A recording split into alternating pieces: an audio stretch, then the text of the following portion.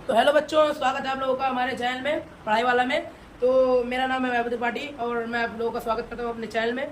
तो आज हम आपको बताने वाले हैं कुछ ऐसे डिफिकल्टीज जो हमें 10th और 12th क्लास के बच्चों में फेस होती दिखती है। उन्हें डर लगता है कि हम लोग अरे यार बोर्ड है। 10th वाले तो ज़्यादातर अक्सर करके डरे रहते हैं कि यार बोर्ड आ गया आपकी बार, और बहुत ही डिप्रेशन में चले जाते हैं कि बोर्ड आ गया और घर वाले क्या करेंगे, मुझे पढ़ना पड़ेगा, बहुत पढ़ना। और क्लास की तरफ से भी कंप्रेस हो रहते हैं कि पढ़ो पढ़ो पढ़ो, परसेंटेज आनी चाहिए। तो दोस्तों 12th वालों के लिए तो ज़्यादा नहीं, क्योंकि वो 10th का एग्जाम दे चुके होते हैं तो उन्हें कुछ हल्का एक्सपीरियंस हो जाता है।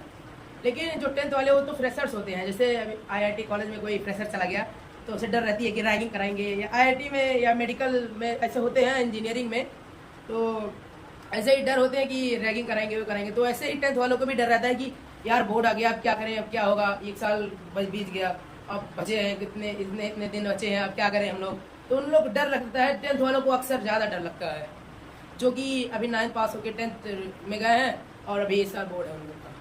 और जो लोग अभी इतना टाइम वेस्ट कर चुके हैं, अभी अगस्त चल रहा है तो इतना टाइम वेस्ट कर चुके हैं, तो उन लोग के लिए मैं खास कर बताना चाहता हूँ कि मतलब कि वो बहुत ही पीछे हैं, अभी बहुत पीछे वो लोग। उन लोग को अगर वो लोग देख रहे हैं वीडियो, तो वो लोग अगर आज ही से स्टडीज चालू कर दे तो भी उन लोग का कुछ कवर हो जाएगा। ठीक है, तो मैं बताना चाहता हूँ कि जो 10th और 12th वाले हैं, तो मैं बताना चाहता हूँ कि मैं अपना एक्सपीरियंस खुद बता रहा हूँ 10th का, कि मैं 2021 में 10th में था।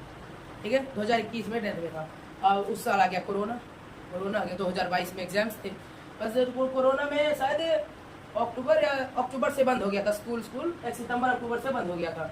तो बंद हो गया, लॉकडाउन लग गया था, मार्च तक पूरा लॉकडाउन लगा रहा। उसके बाद हम लोग का एग्जाम डेट जब आया, बस एग्जाम पोस्टपोन हो गया, मतलब कैंसिल हो गया एग्जाम।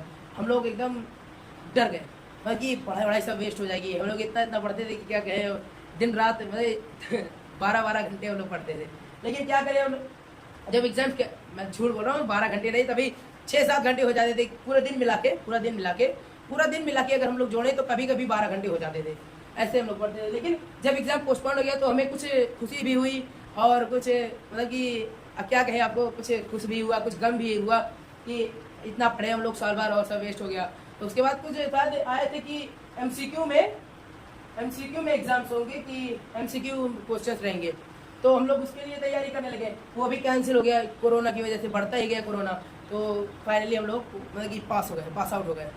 तो वो तो वैसे चला गया। अब 10th में जब हम लोग 11th में गए, 11th में हम लोगों ने बहुत मस्ती की, इतनी मस्ती की कि मज़ा आ गया।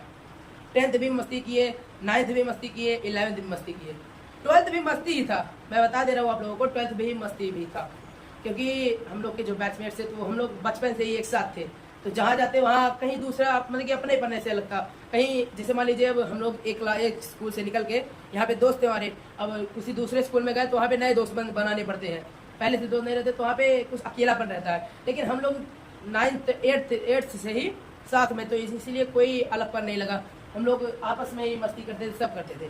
लेकिन 12th में मैं आपको अपना एक्सपीरियंस बता रहा हूँ। 12th में मुझे बहुत डर लगा कि भाई मैंने 10th का एग्ज़ाम नहीं दिया, पोस्टपोन हो गया था। 11th का तो स्कूल में ही होता है तो उससे कोई दिक्कत नहीं थी। 12th में बहुत दिक्कत हुई कि 12th अब कैसे निकले। 12th सबसे बड़ी दिक्कत 12th की थी। अब क्या करें, 12th में हम लोग कैसे पढ़ें, क्या करें। तो हम लोगों ने मतलब कि ऐसे अपने क्लास करते रहे, कोचिंग वहाँ पे केमिस्ट्री की कोचिंग की थी, हम लोगों ने। एक सर थे वही पढ़ाते थे केमिस्ट्री की। उसके बाद बायो की कोचिंग की, और उसके बाद फिजिक्स की भी कोचिंग की थी। बस फिजिक्स कोचिंग बस 2 महीने की थी, क्योंकि सर खाली नहीं थे उन लोगों को। और मतलब कि जैसे वो थे स्कूल में पढ़ा के अपना सब्जेक्ट 2-3 घंटा पढ़ा के उसके बाद दूसरे स्कूल में चले जाते थे, क्योंकि 2 स्कूलों का एक में चलता था। तो ऐसे फिजिक्स की भी कोचिंग 2 महीने की थी। उसके बाद फिर छोड़ दिया हम लोगों ने, कहा यार फिजिक्स बहुत कठिन है और ऐसे नहीं चलता रहेगा। उसके बाद एक मतलब कि यूट्यूब चैनल था फिजिक्स वाला, मैं बता देना चाहता हूँ आपको, फिजिक्स वाला एक इमोशन है। जैसे कि फिजिक्स वाला एक मतलब कि यूट्यूब चैनल है जिसपे अलग पांडे सर पढ़ाते हैं। तो वहाँ से हम लोगों ने कुछ क्वेश्चंस किए, जैसे इलेक्ट्रोस्टैटिक्स एनर्जी वाला, उसकी ये सब ऐसे क्वेश्चंस हम लोगों ने पढ़े। तो मतलब कि लेसन्स वहाँ से ज़्यादातर हम लोगों ने वीडियोस से अपना क्वेश्चन आंसर लिखे थे, पढ़े थे, अपना सब करते रहे। फिजिक्स वाला इससे ही मैंने अपना नाम, ये चैनल का नाम पढ़ाई वाला रख लिया, कि इससे एक इमोशन निकलता है दोस्तों। जैसे कि अब उनके मोटिवेशंस देखिए, उनके मोटिवेशन बहुत ही हम लोग को मोटिवेट करते हैं कि कि क्या करें, कैसे अपने स्टूडेंट लाइफ को इंगेज करें पढ़ाई में, कैसे क्या करें, ऐसे ऐसे होता जो तो अब हम बताने वाले हैं आपको कि मेरा एक्सपीरियंस 12th में क्या रहा। मेरा 12th में एक्सपीरियंस, हम लोगों ने तीनों चीज़ के कोचिंग किए थे। और एक चीज़ और को बताना चाहता हूँ आपको कि हम लोगों ने इंग्लिश के भी कोचिंग करना स्टार्ट, मतलब कि शुरू करने के लिए सोचे थे, क्योंकि इंग्लिश बहुत ही हम लोग का डल था। मतलब इंग्लिश मीडियम हम लोग बात करने में या लिखने में नहीं, इंग्लिश हम लोग का ग्रामर और टेंस और वर्ब, मतलब कि ऐसे ऐसे जो ट्रांसलेशंस और कंजक्शन, प्रीपोजिशन, ये सब बहुत हम लोग पे कमजोर थे। तो हम लोगों ने इंग्लिश का भी कोचिंग करने के लिए सोचा था, बस सोचा ही था, किया नहीं था, बस सोचा ही था हम लोगों ने कि हम लोग इंग्लिश का भी कोचिंग करेंगे। हिंदी भाई साहब, हिंदी का कोई कोचिंग नहीं किया हम लोग बता दे रहे हैं आपको, हम लोगों ने सिर्फ 3 सब्जेक्ट में एकदम ध्यान से कॉन्सेंट्रेट किया था, बस PCB, इसी पे हम लोगों ने सबसे ज्यादा कॉन्सेंट्रेट किया था। और सबसे ज्यादा कॉन्सेंट्रेट इसी पे किया था, सबसे ज्यादा कॉन्सेंट्रेट बिना कॉन्सेंट्रेट किए जो हम लोगों ने पास किया वो है हिंदी भाई साहब, हम लोगों ने कुछ नहीं पढ़ा। एक मतलब कि क्या कहें, मतलब कि एग्जाम के जैसे एग्जाम होने वाला है उससे 3-4 दिन पहले हम लोगों ने पढ़ा हिंदी 3-4 पूरे साल सिर्फ क्लास वर्क कंप्लीट करते, जो मैम बताती वो हम लोग पढ़ के जाते, याद करके सुना देते, तो बस यही था और कुछ नहीं था हिंदी में। हम लोगों ने हिंदी बस इतना ही था भाई। इंग्लिश, फिजिक्स, केमिस्ट्री, बायो में भाई हम लोगों ने बहुत दबा के पढ़ा, कोचिंग पढ़े थे। इसका कोचिंग हम लोगों ने साल भर किया, पूरा साल इसका कोचिंग किया, लेकिन तभी एकदम कंफर्म नहीं हो पाए। केमिस्ट्री एक ऐसी चीज़ है कि जो किसी का कंफर्म नहीं होता, मैं बताएं, एक्सेप्शन है ये सब। और फिजिक्स तो पहाड़ ही है इसका, बता दीजिए आपको। अगर वीडियो पसंद है, वीडियो को लाइक कीजिए, चैनल को सब्सक्राइब कर लीजिए। अगर फिजिक्स के बारे में, अगर फिजिक्स तो एकदम पूरा पहाड़ ही है, कोई उठा पाएगा उसको। तो बायोलॉजी था जो मतलब कि हल्का कुछ समझ में आता था, क्योंकि ऐसे ह्यूमन से रिलेटेड ज़्यादा थे और हम लोग ह्यूमन के बारे में जाते ही आप लोग। तो बायोलॉजी यही तो सब थी और इन्हीं तीनों सब्जेक्ट में हम लोगों ने कॉन्सेंट्रेट किया। और जो इंग्लिश सब्जेक्ट है उसको हम लोगों ने लास्ट में सोचा कि कोचिंग कर लें, लेकिन एक सर थे हमारे, तो वो बढ़िया पढ़ाते थे, एकदम गजब पढ़ाते थे, जो एक बार पढ़ाते वो समझ में आ जाता था। तो उन्होंने पढ़ाया तो कहे कि कोचिंग मत करो, और 2-3 महीने बचे हुए हैं, इसी में दबा के पढ़ लो, इंग्लिश निकल जाएगा। और मैं बता दे रहा हूँ आपको, मैं अपनी 12th की मार्क्स बता रहा हूँ।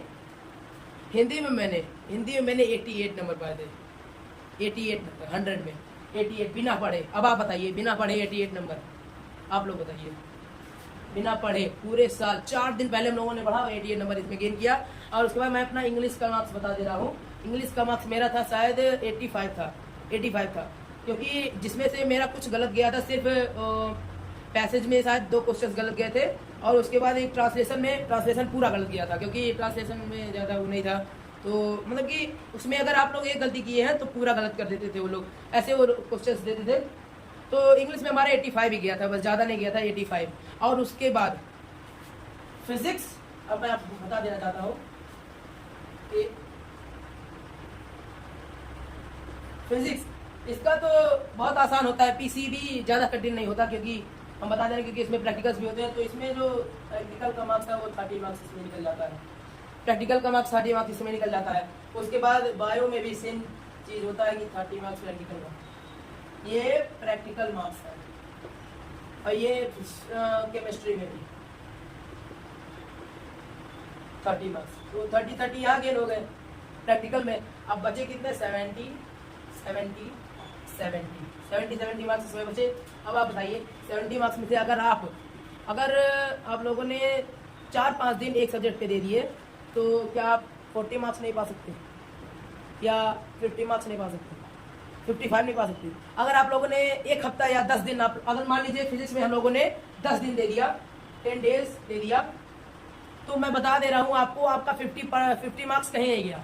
मैं बता दे रहा हूँ 50 मार्क्स आपका कहीं नहीं गया। अगर आप लोगों ने उसका बढ़िया से रिवीजन किया, डेरिवेशंस कर लिए, 2-3 क्वेश्चंस कर लिए, तो आपका 50 मार्क्स कहीं नहीं गया। 50 मार्क्स आपको इसमें से, मैं 50 मार्क्स बता दे रहा हूँ, 50 इसमें से आपको मान लिया। अगर 10 दिन आप लोगों ने दे दिया एकदम कॉन्सेंट्रेशन के साथ, 10 दिन दे दिया, तो 50 मार्क्स आपके कहीं नहीं गए हैं। और 50 और 30 = 80 हो गया। फिजिक्स में आप लोगों ने 80 पा लिया, क्या भाई साहब क्या चाहिए? 80 नंबर आप लोगों ने 10 दिन में कमा लिया, बताइए।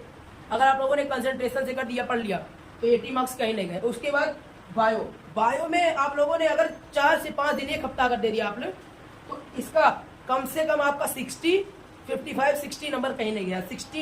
60 या 65 नंबर कहीं नहीं गया है। अभी मैं इसको जुड़ा के सब आपको बता रहा हूँ अपना मार्क्स। इसको देखिए, अगर आप लोगों ने मेहनत कर दिया तो आपका 60 मार्क्स तो कहीं गया ही नहीं। एक हफ्ता अगर मेहनत की है तो 60 मार्क्स इसमें बायो में 60 मार्क्स हम पा गए यहाँ पे, ठीक है। 60 मार्क्स कहीं नहीं गए। तो यहाँ पे 60 और 30 इज इक्वल टू 90 हो गया। यहाँ पे 90 हो गया। अब फिर केमिस्ट्री सबसे कठिन जो है एक्सेप्शन वाला सब्जेक्ट। इसमें अगर आप लोगों ने 15 दिन तो आपको देना ही पड़ेगा, चाहे जैसे आप घिस के दो, 15 दिन इसको दो। और 15 दिन में अगर आप लोगों ने मतलब कि रिएक्शन सब पढ़ के या और सब केमिकल रिएक्शन जो केमिकल बैलेंस से होते हैं वो सब पढ़ के अगर आप लोगों ने मेहनत कर दी, बढ़िया से मेहनत की है, तो अगर आप लोग इसमें 50 मार्क्स पा गए, 50 मार्क्स अगर इसमें पा गए तो आप लोगों के लिए बहुत है, वरदान है 50 मार्क्स। तो यहाँ पे हो गया 80। क्या चाहिए भाई साहब? 80 केमिस्ट्री में, बायो में 90, 80 नंबर इसमें, फिजिक्स में क्या चाहिए बताइए। अब मैं बताता हूँ आपको अपना मार्क्स। सबसे कमज़ोर जो मेरा था वो था फिजिक्स और केमिस्ट्री। फिजिक्स तो कुछ हद तक था, लेकिन केमिस्ट्री एकदम बेकार केमिस्ट्री थी। फिजिक्स तो कुछ हद तक था, क्योंकि फिजिक्स में हम लोगों ने डेरिवेशन बहुत रट के गए थे, 4-5 डेरिवेशन एक ही बार में रटे थे और एक ही बार में दिमाग में एक बैठा है। वो क्या कहा जाता है, याद नहीं आ रहा, आपको बताएंगे फिर से अगली वीडियो में बताएंगे। लेकिन फिजिक्स में हम लोगों ने बहुत मेहनत की थी। फिजिक्स में उतना मेहनत केमिस्ट्री में अगर किए होते तो शायद केमिस्ट्री में बढ़िया मार्क्स आ जाता। तो फिजिक्स में मैं आपको बता रहा हूँ, मेरा 80 नंबर था। मैं अपना इसमें कैलकुलेट किया हूँ, 80 नंबर था, 80 नंबर फिजिक्स में था। और बायो में मेरा शायद 90 था, 90 था मेरा बायो में। और उसके बाद सबसे जो डल था वो केमिस्ट्री में 75 था। मैं आपको बता दे रहा हूँ, ये शर्म नहीं है इसमें, 75 केमिस्ट्री में था, ठीक है। तो और आप लोग हिंदी इंग्लिश का तो जानते ही हैं, तो इसलिए मैं बोलता हूँ कि आप लोग डिमोटिवेट मत होइए। अभी अगस्त ही चल रहा है, अब ये सितंबर, अक्टूबर, नवंबर, दिसंबर, फरवरी। पिछले साल तो हम लोग का फरवरी में चालू हो गया था, 14 फरवरी से एग्जाम्स थे। तो अभी आप लोगों के पास 6-7 महीने हैं आप लोगों के पास। तो इसमें डिमोटिवेट मत होइए, आप लोग मोटिवेट होकर पढ़िए। और सबसे ज़्यादा अगर आपको देना ही है, मतलब कि टाइम देना है, तो इन्हीं 30 सब्जेक्ट्स पे दीजिए। इन्हीं 30 सब्जेक्ट्स पे ज़्यादा कॉन्सेंट्रेट करिए। हिंदी में बता रहा हूँ आपको, 4 दिन का ये मेहनत है, जो 90 मार्क्स आया था। 90 मार्क्स हिंदी में आया था, 85 मार्क्स। अरे भूल जाता हूँ इसमें, 10 जगह दिमाग कहाँ करे। यहाँ पे 85 मार्क्स आया था हिंदी में, बता रहे हो। उसके बाद फिर इंग्लिश में भी ठीक ठाक बढ़िया आ गया था। तो दोस्तों इसलिए मैं बता रहा हूँ कि आप लोगों को हिंदी और इंग्लिश को एकदम नेगलेक्ट मान के चल रहा है। इंग्लिश आपको, जैसे मान लीजिए पहला पेपर जो होता है वो हिंदी का होता है, तो हिंदी का जो पेपर होता है उसको आप 4 दिन पहले पढ़ के स्टार्ट करिए, और इंग्लिश उससे पहले पढ़िए, उससे 4-5 दिन पहले इंग्लिश पढ़िए। और फिजिक्स केमिस्ट्री बायो की बात है तो आप लोग साल भर पढ़ते हैं, तो उसका कोई दिक्कत नहीं है, साल भर आप लोग पढ़ते हैं उसको, तो उसको कोई मैटर नहीं करता। सबसे ज़्यादा मैटर करता है फिजिक्स केमिस्ट्री बायो, क्योंकि ये आपका साल भर, मतलब कि ज़िंदगी भर आपका साथ देगा। अगर आपको मैथ का मतलब कि IIT करना है या मेडिकल में जाना है, तो ये तीनों आपका साथ देगा।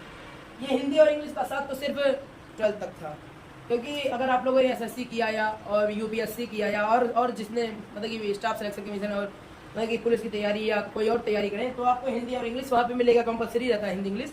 लेकिन वैसे जैसे IIT, NIT, NTA, NDA, इन सब में आप लोगों को ये कंपलसरी रहेगा।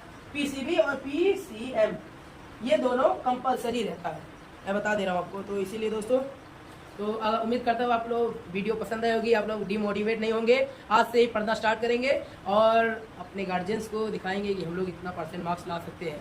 और मैं आपको बताना चाहता हूँ कि मेरा 85% आया है 12th में, 85% आया है, ठीक है दोस्तों। तो डिमोटिवेट मत होइए, क्योंकि ये सब एग्ज़ाम्स में डरना नहीं चाहिए, क्योंकि जो बोर्ड का एग्ज़ाम होता है वो जल्दबाजी में पेपर चेक होते हैं। अब जैसे मान लीजिए किसी टीचर्स को पैसे मिलते हैं, एक कॉपी पे 50 या 60 रुपये मिलता है ऐसे, तो वो लोग आपका एक आंसर नहीं देखेंगे। अगर आप लोग की हैंड राइटिंग बढ़िया है और आप लोगों का लिखने का अंदाज बढ़िया है, हेडलाइन वो लोग देखते हैं, पैराग्राफ का मान लीजिए हेडलाइन लिखी है आप लोग, उसमें हाईलाइट कर दिए उसको, तो उन लोग का ज़्यादातर नज़र उसी पे जाता है। वो लोग आपका बीच का आंसर नहीं देखते कि कैसा है आंसर, सही लिखा है या नहीं। वो लोग बस ऊपर का हेडलाइन, अगर आपका वो हेडलाइन गलत है या बेकार है तो वो लोग पूरा पेपर काट देंगे। वो उतना पूरा मतलब जो आगे वाला पेपर उन लोग को हो वो पूरा काट देंगे, ये मैं बता देना। तो उसको हैंड राइटिंग अपना बढ़ाइए बढ़िया। मेरी भी हैंड राइटिंग बढ़िया नहीं थी, लेकिन लास्ट तक मतलब बोर्ड तक पहुँचते मेरी हैंड राइटिंग इंप्रूव हो गई थी, कुछ इंप्रूव हो गई थी, मतलब साफ लिखने लगा था एकदम बढ़िया। तो इसलिए मैं बता रहा हूँ डिमोटिवेट मत होइए, अपना पढ़िए, आज से ही स्टार्ट कर दीजिए पढ़ना। और ज़्यादा दिन नहीं गए हैं, अगर आप लोगों ने मोटिवेट होकर पढ़ दिया तो एकदम बढ़िया से आपका नंबर बोर्ड निकल जाएगा। और डरने की कोई बात नहीं है, डर अगर जो डर गया वो मर गया, जो डर गया वो मर गया, मैं बता दे रहा हूँ आपको। तो इसलिए डरिए मत और कॉन्फिडेंस से पढ़िए आज से। और वीडियो पसंद आए वीडियो को लाइक कर दीजिएगा, चैनल को सब्सक्राइब कर लीजिए। ऐसे मतलब कि क्वेश्चन मतलब ऐसे ही अपने क्वेश्चन दिमाग के क्वेश्चन के लिए। तो अगर आप लोग के मन में कोई भी क्वेश्चन हो तो हमें बताइएगा कमेंट सेक्शन में, हम लोग आपको उसके भी वीडियो लाके प्रोवाइड करेंगे। और हाँ दोस्तों, मैं इंग्लिश और हिंदी पढ़ाता हूँ इसी चैनल पे, तो मतलब कि मैं इंपॉर्टेंस बताता हूँ क्योंकि मेरे पास पेपर्स हैं कुछ प्रीवियस ईयर्स के पेपर, तो मैं आपको इंपॉर्टेंट क्वेश्चन सवाल भी है, उसके बाद विद्या भी है तो सब है मेरे पास। तो आप लोग अगर चैनल पे जुड़े रहेंगे तो आपको अपडेट्स मिलते रहेंगे, खासकर इंग्लिश और हिंदी की अपडेट्स मिलते रहेंगे। और बाय द वे इसका पीसीबी, क्योंकि मेरा जो सब्जेक्ट है वो बायो था, तो इसीलिए पीसीबी का भी मेरे पास क्वेश्चंस हैं प्रीवियस ईयर्स के 2-3 साल के, मतलब 10 साल तक के पेपर्स मेरे पास है पीसीबी के और हिंदी इंग्लिश दोनों के। तो अगर आप लोग चैनल में जुड़े रहेंगे तो हम लोग आपको बोर्ड से रिलेटेड जो वो होंगे आपको वीडियोस बना के आपको बताते रहेंगे। तो आज के लिए बस इतना ही, मिलते हैं अगले वीडियो में, तब तक के लिए बाय बाय दोस्तों। उम्मीद है स्वस्थ रहिए, मोटिवेटेड रहिए और पढ़ने में मन लगाइए ताकि आपका परसेंटेज उठ सके। ठीक है दोस्तों, बाय बाय।